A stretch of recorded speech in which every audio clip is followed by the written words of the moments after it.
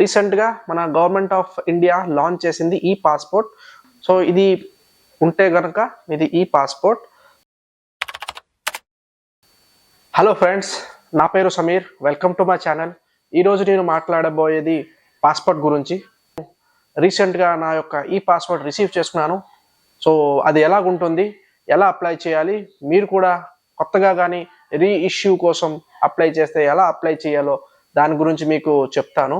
So ముందుగా దాని యొక్క ప్రాసెస్ చెప్తాను. సో పాస్పోర్ట్ మీకు చూపిస్తాను. సో ఈరోజు నేను స్పీడ్ పోస్ట్ ద్వారా పాస్పోర్ట్ రిసీవ్ చేసుకున్నాను. ఇది నాకు వైజాగ్ పాస్పోర్ట్ ఆఫీస్ నుంచి రిసీవ్ అయ్యింది.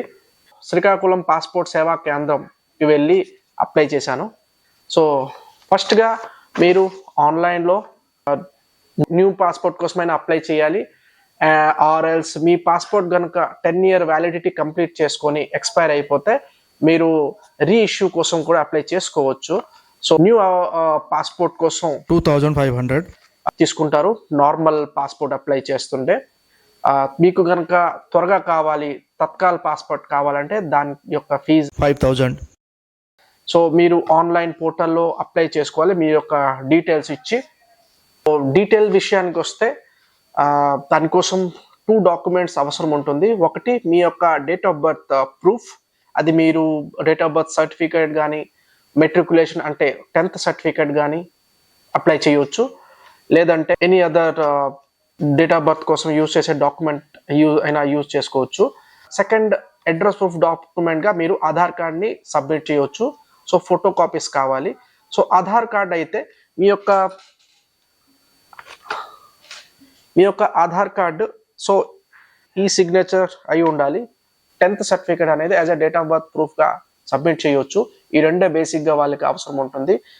ఫోటో కానీ ఎటువంటి అవసరం ఉండదు. సో దీన్ని ఓపెన్ చేద్దాం. సో ఇక్కడ 3 languagesలో రాసు, English, Hindi and Telugu. Passport హిందీలో, పారపత్ర తెలుగులో పాస్పోర్ట్ రాసుంది. దీనికి ఓపెన్ చేద్దాం. సో ఓపెన్ చేసిన తర్వాత లోపల చూద్దాం, పెడదాం. ఇది యాక్చువల్గా ఈ పాస్పోర్ట్. సో ఈ పాస్పోర్ట్ అనేది రీసెంట్గా మన గవర్నమెంట్ ఆఫ్ ఇండియా లాంచ్ చేసింది ఈ పాస్పోర్ట్. చూస్తున్నారుగా ఈ సింబల్. సో మీకు ఓల్డ్ పాస్పోర్ట్లో ఈ సింబల్ ఉండదు. సో ఇది ఉంటే కనుక ఇది ఈ పాస్పోర్ట్. ఇది మీరు రిసీవ్ చేసుకోవాలనుకుంటే మీరు కొత్తగా అప్లై చేసుకున్నా మీకు వచ్చే పాస్పోర్ట్ ఈ పాస్పోర్ట్ వస్తుంది.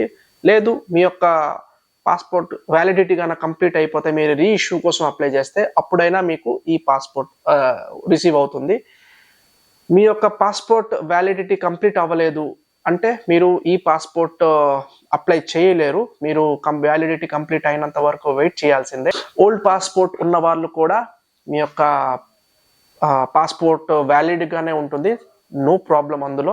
సో ఇది నా యొక్క ఓల్డ్ పాస్పోర్ట్.